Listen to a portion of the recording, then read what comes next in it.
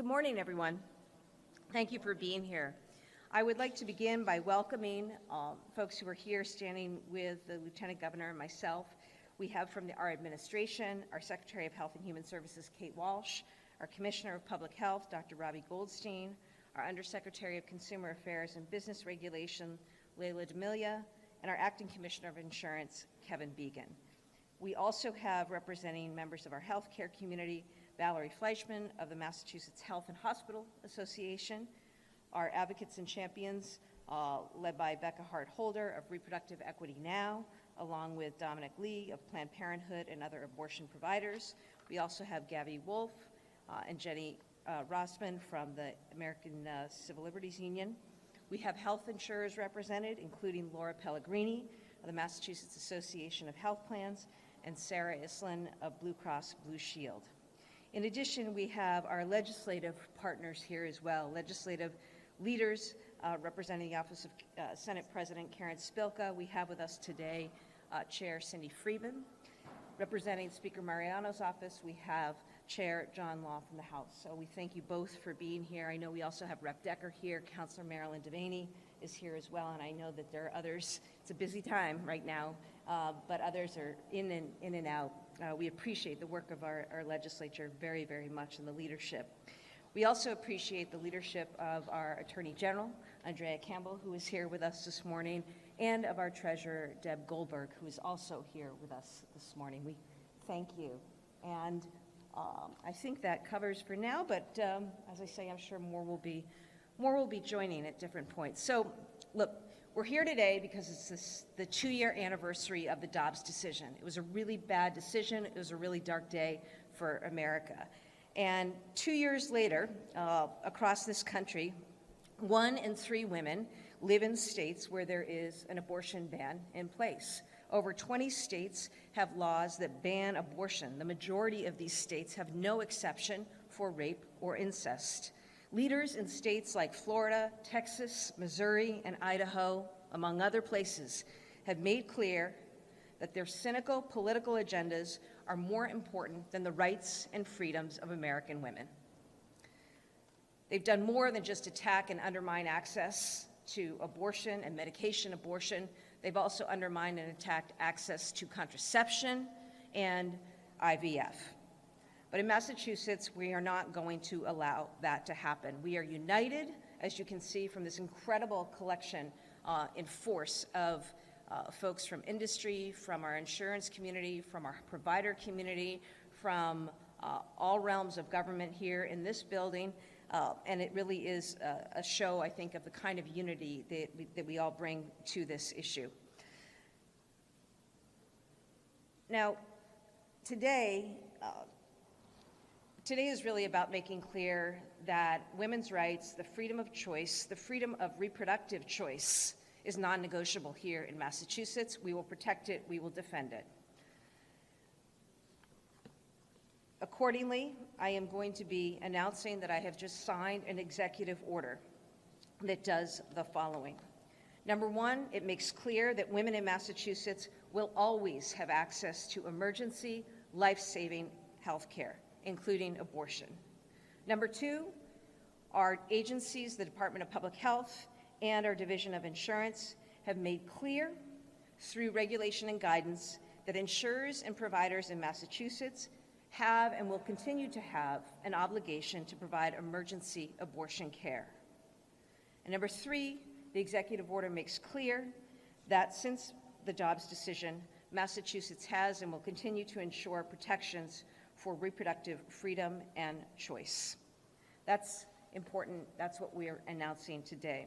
It's a whole of government approach to this, and will show once again that Massachusetts is committed and leading the way forward.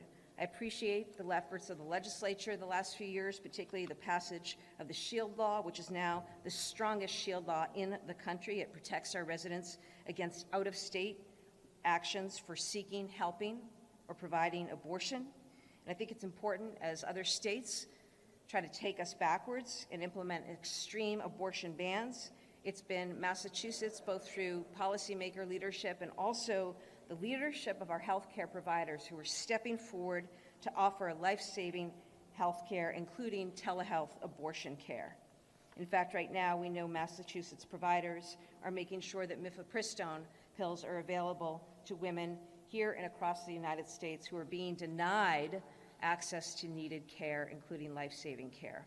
It's one more reason why people in other states are turning to Massachusetts as a leader of reproductive choice and freedom in this country. In addition, we have invested millions of dollars in healthcare providers and grassroots organizations who support access to abortion and health care at the local level across our state, and we've also proposed an additional $2 million in this year's budget.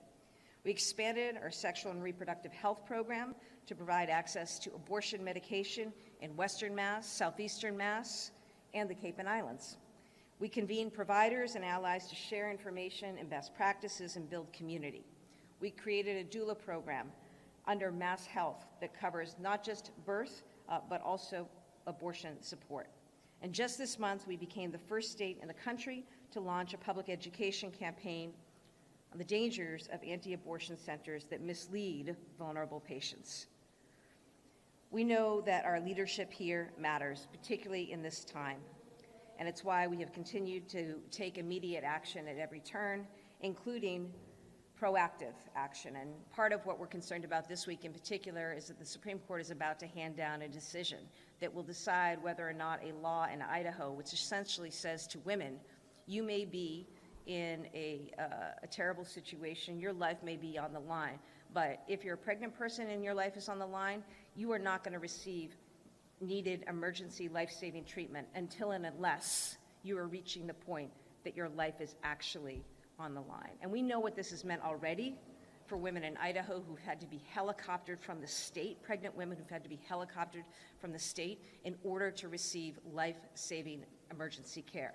The court's going to decide whether or not that's constitutional, but we want to be really clear here in Massachusetts that we will make sure that women in Massachusetts always will have access to life-saving emergency care, including abortion. And again, I appreciate the support of the provider and insurance community in standing with us.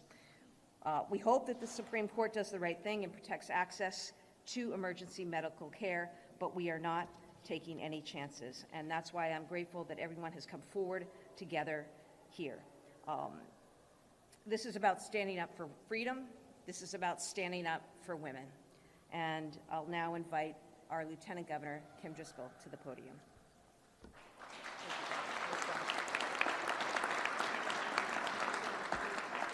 Thank you, Governor, and thank everyone for being here. I mean, look around this room. Mark this day. We're here to be clear that all across our government, we're aligned and strong in our belief that no one should be denied the freedom to control their own body, and no one should come between a woman and her health care. We're standing up not only for women in Massachusetts, but women around this country. It's unconscionable what we've seen happen in other states, stripping away rights, putting millions of women in real danger, and even threatening providers with criminal prosecution for providing life-saving medical care. In Massachusetts, we are protecting women's health and freedom. It's who we are as a state. We lead with skill, we lead with our compassion, and we will never stop. Under this governor's leadership, Massachusetts is a national leader on reproductive freedom. Other states look to us when it comes to assessing reproductive freedom and standing up, and we always will be. It's now my honor to introduce Dr. Robbie Goldstein, our Mass Commissioner of Public Health.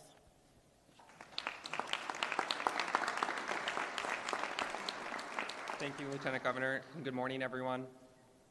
Our work at the Department of Public Health is to promote and protect health and wellness for all people in the Commonwealth. We do this by prioritizing racial equity in health, leading response efforts in public health emergencies, implementing programs that prevent disease, and we do this by protecting the right to safe, unbiased, life-saving medical care in Massachusetts. Today, we reaffirm the requirements under state law for hospitals to provide emergency medical treatment, including abortion services. We remind hospitals, clinics, and healthcare providers of their responsibilities. We make it clear that emergency medical conditions requiring treatment may include pregnancy-related conditions in which preserving the life of a pregnant person or preventing the risk of serious harm may require pregnancy termination. Failure of a hospital or a provider to provide abortion care to preserve the life of a pregnant person or to prevent risk of serious harm is a violation of state statutes and regulations and federal requirements, and it will result in disciplinary action. The department is committed to protecting and improving access to comprehensive reproductive health care. We will not hesitate to take action to demonstrate that commitment. In January, we issued guidance to all licensed facilities and professionals outlining and underscoring their obligations to provide information about all reproductive health options and to not mislead or deceive. Earlier this month, we inaugurated a public awareness campaign focused on the dangers of anti-abortion centers, previously referred to by the misnomer of crisis pregnancy centers, calling out the misinformation these centers peddle every day, deceiving people who are or may be pregnant. The tactics these centers use target people of color, young people, and those who may not have the means to afford a child. The tactics are insidious, dangerous, and a public health threat. Our work in abortion access includes stockpiling mifepristone, developing a medication abortion toolkit for public colleges and universities, providing grants to support infrastructure and security, funding a medication abortion fellowship. But preserving reproductive rights is embedded in something greater than fellowships, medications, and information. It's grounded in the ideals of equity, justice, and human rights. Accessing comprehensive reproductive health care is about individuals making decisions that are right and best for them. It's about freedom. We will not stop in our efforts. We will protect the rights of people across Massachusetts, the women seeking care, the pregnant people looking for education about their options, the medical providers doing this important work. We'll use every tool available to protect and promote health for all people in the Commonwealth. I'd like to now turn the podium over to Attorney General Campbell for some remarks. Thank you. Good morning, everyone. First of all, I'm absolutely grateful to be here with this incredible coalition of leaders, this incredible coalition of leadership, including, of course, our governor and lieutenant governor, and really grateful for all of us coming together, not just to stand in solidarity, but frankly, to think about how we use the tools available to us in our respective positions to protect reproductive health care. So delighted to be here. And why are we here? We're here because 2 years ago today, the Supreme Court in the Dobbs decision eliminated abortion protections for Americans. And since that decision, states across the country have begun a full-on attack on bodily autonomy, including banning access to abortion care, and in some states, criminalizing providers and patients who seek this necessary health care. And now we await another decision by the Supreme Court that could frankly cause even more confusion, fear, and restriction to abortion care. The court will rule on an EMTALA case that would essentially dictate how close to death a person must be in order to receive emergency abortion care. Why should the average person care about this?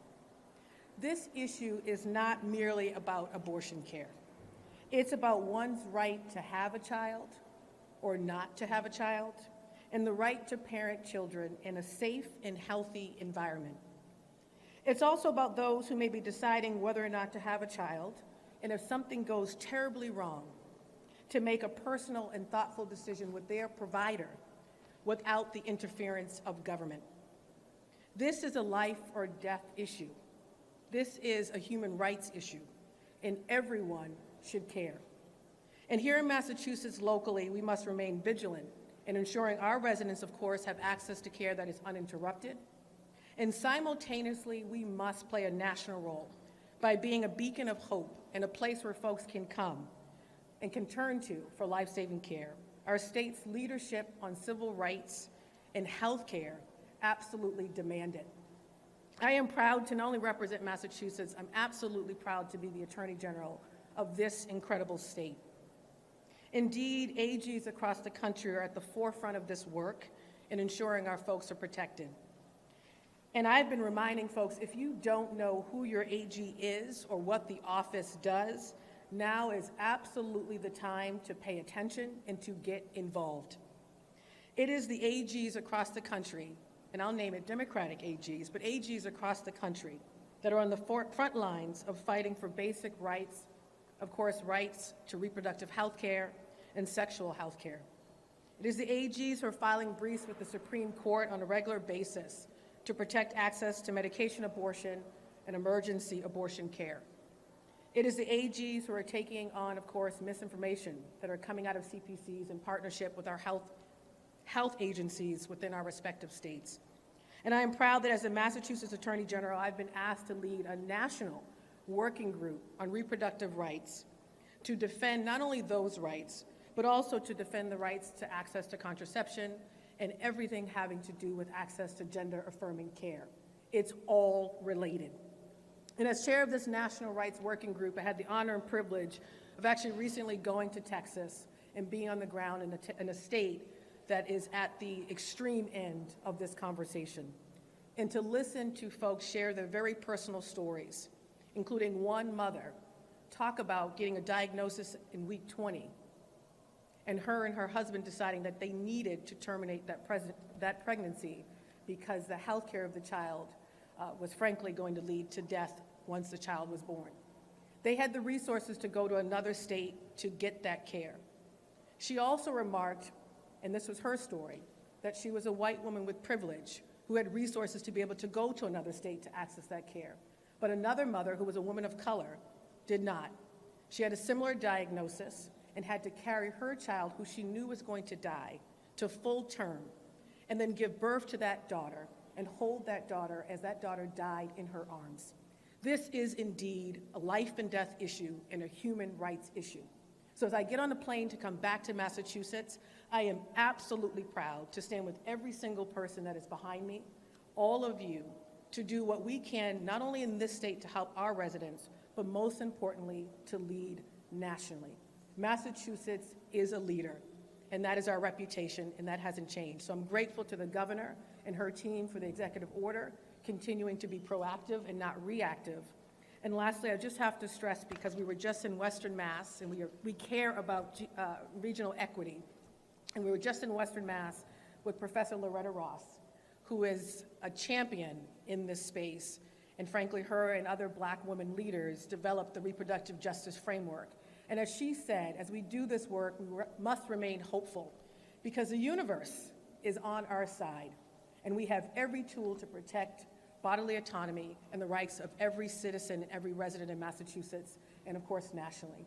So thank you all for being here, and it is my honor and privilege to turn it over to one of my favorite senators, Senator Sidney Friedman. Thank you.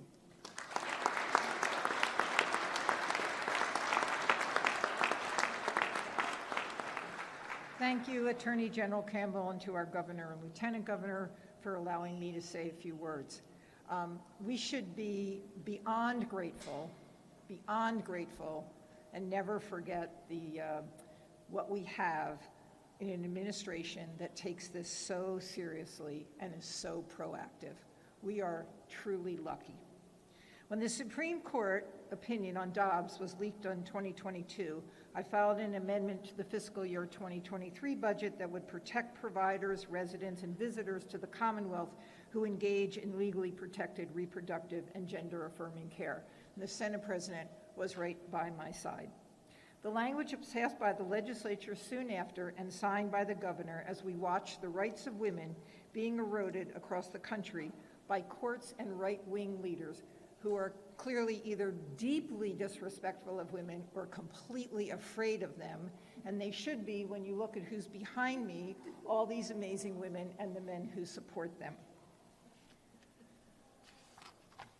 This language put Massachusetts at the forefront of efforts to protect its residents and visitors from bounty-style and anti-abortion and anti-gender-affirming care laws in other states, mandate health insurance coverage for abortion and abortion-related care, and ensure access to emergency contraception.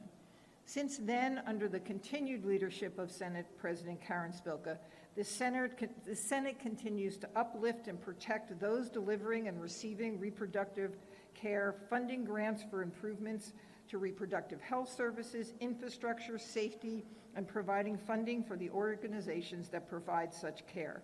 More recently, in the FY25 budget, we took steps that require insurers to cover fertility preservation services. The Senate President also called together a Senate working group on reproductive care at the beginning of the legislative session to ensure that we not let up on our efforts to secure the right to choose here in Massachusetts. I can assure you that the Senate will always be actively supportive of all efforts to protect women's access to safe and available reproductive health care, and we stand proudly on the right side of history. The Senate will continue to be a strong partner with the Governor, Lieutenant Governor, Attorney General, and colleagues in the House to ensure that women, as well as all of our residents, maintain control over their bodies and their health care decisions and get the care they need when they need it. Now I would like to invite Valerie Fleischman, Executive Vice President and Chief Innovation Officer of the Massachusetts Health and Hospital Association, to the podium. Thank you so much.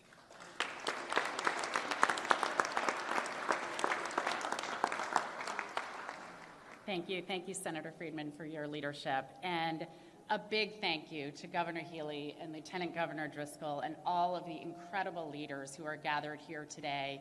You are what make our world-class healthcare system possible. I am here proudly representing hospitals, health systems, and providers in the Commonwealth. And I'm here to reiterate a pledge that we made 2 years ago when the Dobbs ruling was handed down. To the women and the birthing people in Massachusetts, hear us loud and clear. We are here for you today and every day. And we will not stop fighting on your behalf, not just to preserve, but to expand the safe and accessible reproductive care you deserve. 2 years ago, June 24th was a dark day. But in the time since, it has become exceedingly clear that the Supreme Court decision is no match for the will and resolve of Massachusetts. Our hospitals and health systems have been working daily to secure protections for our caregivers that are at the heart of these services, to inform patients of their rights, and to ensure that our state remains a beacon for access for reproductive care for all. And none of this would be possible without strong, proactive leadership. We are enormously fortunate to have a governor and a state legislature that shares our urgency on these issues. They have stood with us and us with them every step of the way. And we do not take their advocacy, their actions, or their courage to lead for granted. Today's executive order is yet another purposeful and powerful step toward preserving emergency abortion services here in Massachusetts, services that are often life-saving. Governor Healey, MHA, and our members applaud your leadership on this important measure. It will once again allow our hospitals and healthcare providers to remain prepared for anything that comes their way. It will allow them to continue to do what they do best, to care for patients, and to do that without fear or apprehension. And most importantly, it protects our patients in the Commonwealth. Abortion care is health care. Gender-affirming care is health care. Reproductive care is health care. And here in the Commonwealth, we will do everything necessary to keep it that way.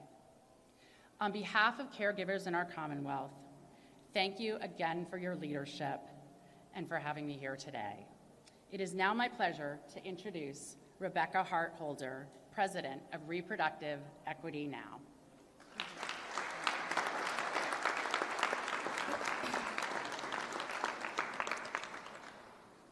Thank you so much, Governor Healey and Lieutenant Governor Driscoll, for inviting me to speak this morning and for your continued national leadership to advance reproductive equity across Massachusetts.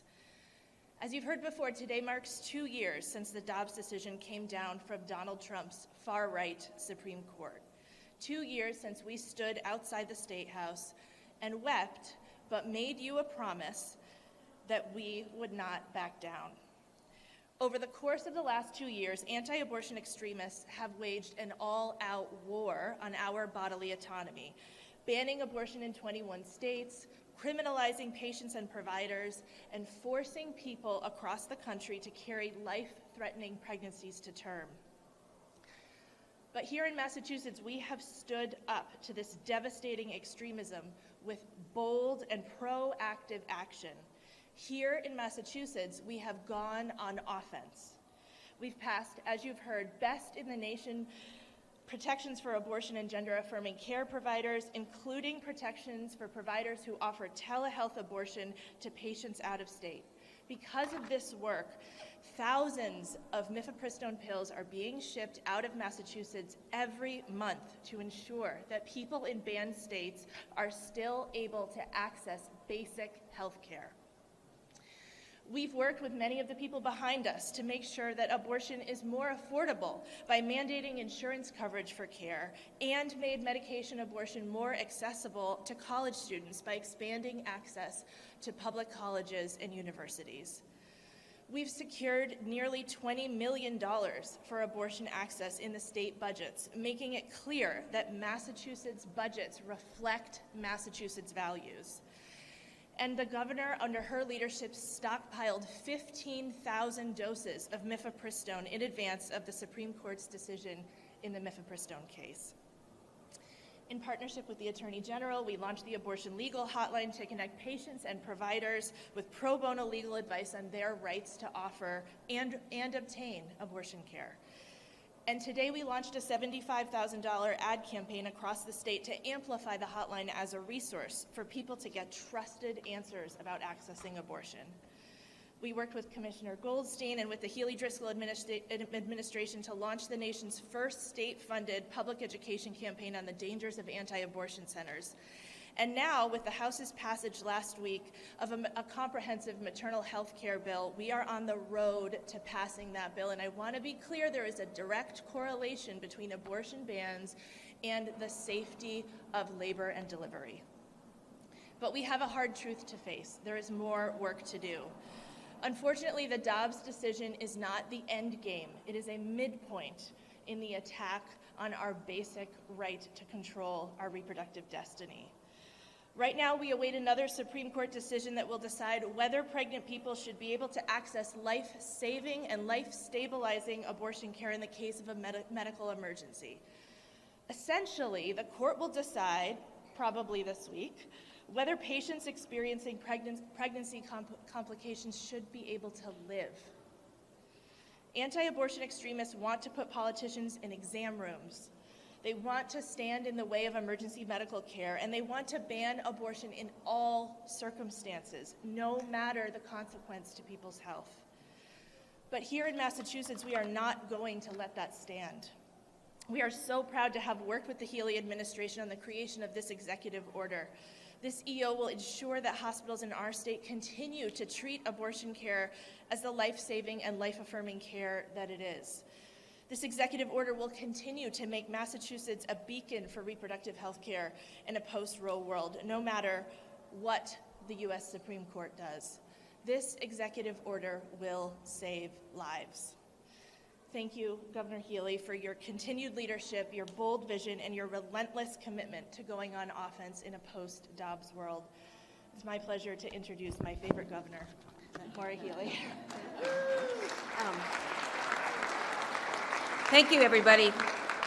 Many thanks to all of our speakers and to all of our attendees. A lot of people here worked really, really hard over the last few weeks, including folks from our office and our legal office, working with DPH and DOI in particular, but with all of the folks represented here, because we wanted to put forward the most comprehensive and the most thoughtful and proactive executive order that we could. So thank you all, and I just want to say special thanks to the providers out there who are doing this work every single day under any number of threats, and we really appreciate them and their work so much. With that, we're happy to take questions on topic.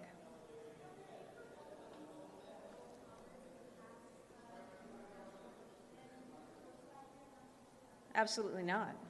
Absolutely not. I won't put one dime or any energy or effort or personnel into enforcing laws that are a direct violation of freedom and women's freedom and autonomy and the right to make decisions for themselves and the right to access needed health care. So, you know, that's my position. It's also really important that we make sure that we enshrine in law and in policy and regulation and in guidance and in practice, which includes having sufficient numbers of providers. Again, we appreciate the nurse practitioners, the nurses, the doctors, the doulas, all who are in this space, and we know we need to do more need to do more to support them too in the work that they're providing, particularly at a time where we're seeing increased utilization here in Massachusetts.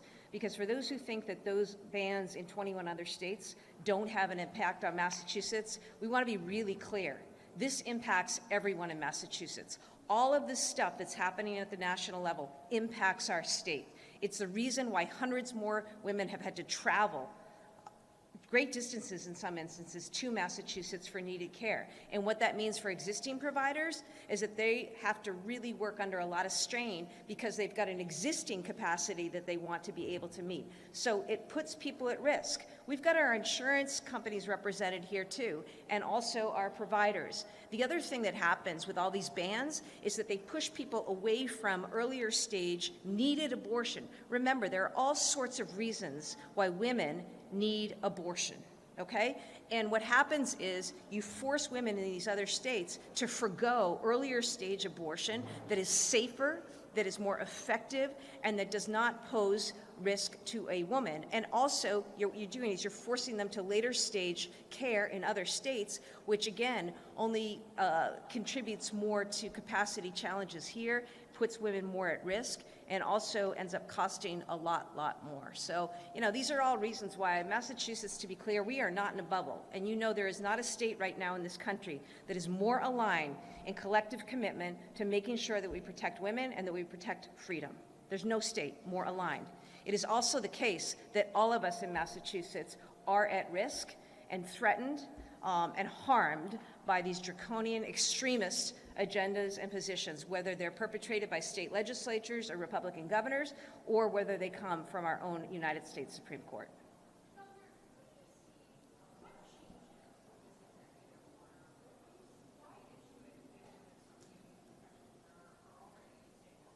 I think it's really important to be clear to women, to providers, to insurers, and all throughout Massachusetts that women will continue to receive emergency care, life-saving care, including abortion. We anticipate a decision from the United States Supreme Court this week. And if passed as prologue, and the fact that a former president in Donald Trump was able to stack a court that overturned Roe, taking us 50 years backwards, we have to be prepared. We have to be ready, and we wanted to be really clear about the law here in Massachusetts, what it is and what it will continue to be. And again, I appreciate the work collectively. This is important too. When you have the insurance community, our healthcare provider community, clinics, hospitals, and centers coming forward with lawmakers, with the Attorney General's office, and with our agencies of DOI and DPH to be really clear in advance of any decision.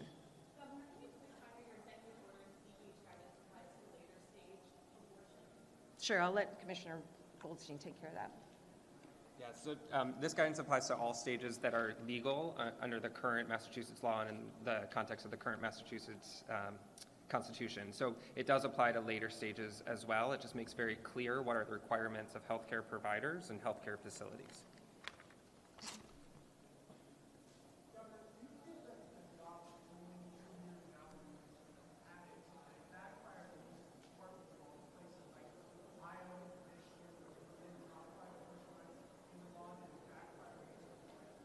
I don't know, I'm not a political pundit. But I'll tell you this, There are a lot of people across this country, across the political spectrum, who understand that this is about freedom. This is about a woman's ability to make choices for herself, for her family, for her life. And I think that most Americans get that in states all across this country. And I think that it will continue to be an issue that is front and center, as it should be, because it could not be more clear. If you follow what has happened, not just with respect to courts, which, by the way, are not just the Supreme Court, there are federal courts that have been populated by extremist anti-abortion judges over the last few years. It's also what's playing out in state legislatures, and it's unrelenting because it wasn't enough to curtail abortion or to curtail medication abortion. Then they went after IVF. Then they went after contraception. The beat will go on and on and on, which is why you see so many people standing up in force, so many people outraged about what's happening, and it will continue to be front and center, I know, over the next few months, because the contrast could not be more stark. I think the other reason it was important, Katie, to make clear with this guidance what Massachusetts protections are is we need to also make sure that providers here understand that they are protected. And as our great legislative leaders have talked about and our Attorney General talked about, I know that in this state we will continue to enforce things like the SHIELD law. It is very important, having spoken with providers who are afraid, literally, Massachusetts providers afraid to travel to other states for fear that they will be interrogated, investigated, apprehended. We want to be really clear that Massachusetts has their back. We appreciate the work that they're doing. We appreciate the care that they are giving to women, and we are here for them.